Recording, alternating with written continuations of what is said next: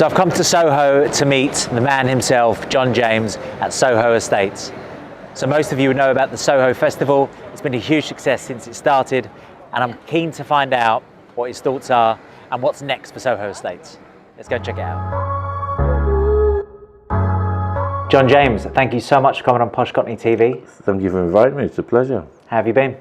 Very well, considering like everybody else, I've been, just human interaction has been missing in one's life. We are not designed to be locked up in cells, however luxurious or padded, small or large they are. People need to interact with each other. Of course. Part and parcel of this hospitality that we see in Soho. And so I'm fortunate because I live in the country, so this is the first time I've been into the city for 12 weeks. We had you on the podcast earlier on this year, and we were talking about the Soho Festival, and it hadn't happened at that point. We're now in the middle of it. How has that been so far? Well, I think it's been a great success, and a lot of people did an awful lot of work to make this happen. And if you start with an idea, and you start with, not everybody was on side with that idea, but the idea would and only was to kickstart the economy in this area. Mm-hmm. And the economy in this area is largely hospitality, and it involves gathering of people. The very thing pre the relaxation that was difficult, 2-meter rules, all the things that sort of made it difficult to be sociable was what we had to contend with. So you thought about what you could do here. And you thought that all these very small restaurants in Soho, which are the heartblood of Soho, the DNA of Soho, that if they failed, they'd be a really long time before they were replaced. Mm-hmm. We wouldn't get them back overnight.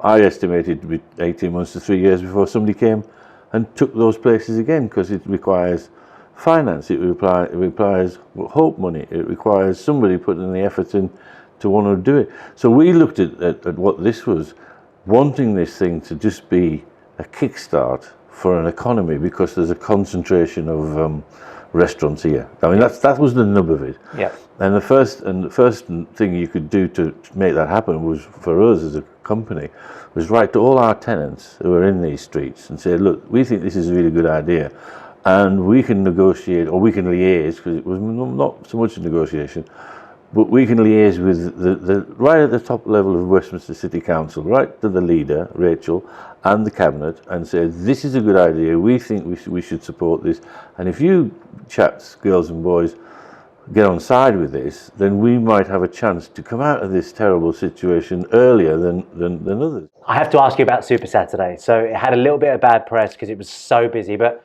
we were just speaking off camera. Yeah. That was going to happen, wasn't it, on that first night? I think the pent-up desire for social interaction, go out, party, have a good time, it wasn't just Soho, right? It was throughout England, right? Let's just analyse what that is. You think this has got to happen on day one. But one of the real reasons it happened is that what we asked for in these streets was a closed street, a controlled environment, and tables and chairs in the middle of the street. And what was forced upon us was a situation or a suggestion, more of an arm twist, I thought myself. You've got to allow a fire engine down these streets, right? An ambulance, and that's when they have to be barriered. Mm-hmm. So you have to have this wide bit in the middle of the street. Yeah. Now our first vision is tables down the middle of the street, and you take them in and out. And when asked about what about emergency access, you say, look, people can see the streets are not big, 4 streets, right? Mm-hmm. You move them, yeah. People will react. I don't think that's going to be life or death. But I thought it was a device to make it difficult, right? And this is what amused me a little, because that's the first night they've got the whole street to stand in, right? Because that's where the fire engine is supposed to go. So all these people, and you know they were going to be out there, right? Because they've been locked up for 12 weeks, and they want to party, and they want to meet their friends, and they just want to do that thing. But what was really important was how it went on next, and the operators and all the people here. So when I was talking to Westminster, I'm saying, look, apart from the fact it's on BBC TV, it's on every national news, so that's not bad. So we've kicked off that something's going on in Soho, yeah. So that's good. But I get the point, we don't want this to happen in Soho, but that's not what we asked for. We asked for this organised event, and we had to water it down due to various other interests, shall we call them, right? And so you watered it down.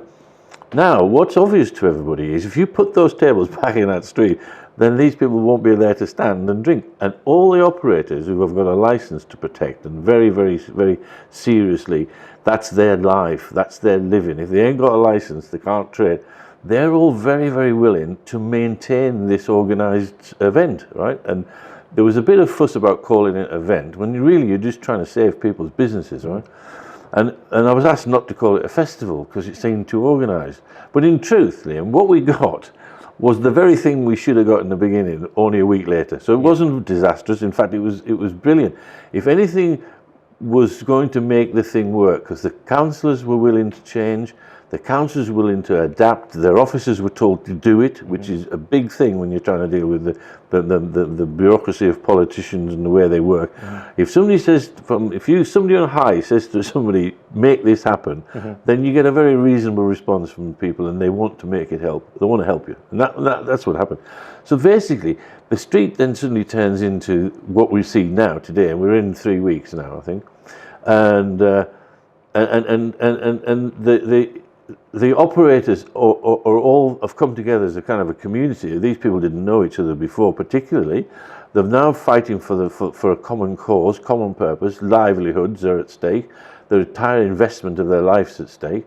So they're now all agreeing, if they don't do it right, they'll get the rights removed. So they're going to do it right, and they're going to make it attractive to come here, which we've seen on subsequent weekend nights. And of course now we're like we sit here today. It's a Monday. It's not a busy day, but there are more people in that street than anywhere else in the city centre, and we're at the peril of the English summer. So it's miserable and damp down there, and there's still plenty of people about. But I look at the weather forecasting, and we need sun to get this thing, to get these people to enjoy the outside al fresco thing. You need a bit of weather, of course. So, but I'm very pleased with it. I'm very pleased. We got 6,500 people signed that when we were talking about what my website to support this. 6,500 people signed this would be a good idea, and then as it's moved on, and the more and more operators. I started with like 30 operators. Now there's 74 operators on our list of. Look at this, and I kind of drop out of that because really it's up to the operators to operate, not me. Yeah. Right? So I think it's worked really well, and I just pray that we've got good weather for the next 2 or 3 weeks, or maybe a month or so. September we've got potentially good weather to September, haven't we? Really, end of September. That'll make a big difference for sure. Yeah. And how have your tenants, have they said it's been a huge success for them? I mean, we all know they're not operating at full trade. Well, there's the feedback I'm getting is it's better than not opening, number one. Number two, we as a company we started talking to our tenants right from the off, in March. Right? March quarter was not paid. Now, if you're in the landlord business, March quarter, people normally pay their rent, and this lockdown was 6 days before March quarter. So March quarter was not paid. March quarter was withheld because it was all ready to be paid. Yeah. But in the lockdown happened 6 days later, quarter day comes, that money is withheld. Now that's an important distinction, right? Then June quarter comes along. Well, of course you're not going to get paid in June because nobody's traded. Of course. They're living on their savings. They're living on whatever they can because no trade is going on. So that you shouldn't expect much in June. And then you think, now what's the strategy here? Get these people from June to September to December, and hopefully this thing works its way out. We're not in a zombie apocalypse here, right? This thing will stop. Yeah. I just thought to myself, if we can get these people to trade through to December at least, and then to start talking about how we recover our rent, or some of it, all of it, and in some cases none of it, right? In starting next year going forward. And then the persons that are here right now have got a chance, and the chance mainly is if we've reduced the rent or forgo the rent or deferred the rent, You're trading without paying rent. Yeah. So 50% is still not paying rent. You're trading without paying rates because the Westminster Council has absolved rates for all hospitality businesses, and you now got a bit of a break on the VAT. And up until now, you furloughed your staff. So and eat out to help out as well. And the eat out to help out, which I'm not sure how far you get with 10 quid down there, by the way. Well, I mean, we're talking about what helps. Yeah. Everything. So the man's got a chance now. Now, I'm not saying that chance is I should have some of that chance. I'm not saying that at all. I'm saying that gets you going, gets you up and running. That gets you to save your business so that it can thrive and grow in the next 2 or 3 years, because London will come back. Soho's reinvented itself since it was born in 1666. It reinvents itself. It's one thing, then it's another, then it's another.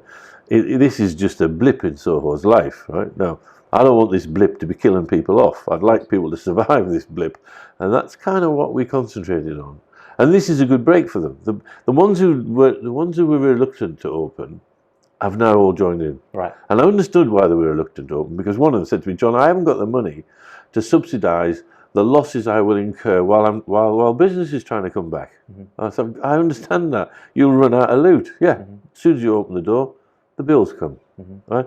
So this method we've tried to do here is to gain some impetus, gain some excitement, get those people out here, and the pent up desire was shown on that mad Saturday, and we've managed to contain it into a workable and safe environment as this thing continues.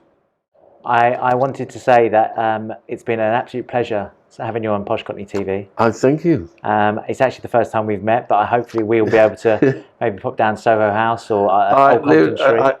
I think this is part of this human thing we were talking about. Yeah. I've talked to so many people trying to promote this damn thing who I've never met. Yeah. And I mean, suddenly when you can meet people and you can have a drink and you can just have a hail fellow when well met kind of conversation, when you're not just talking to the cat, right? This is what human beings want. Well done on everything. Well done on the Soho Festival. It's been excellent to see it in action, and I wish you all the best. And thank you very much for coming on. I thank you. Cheers.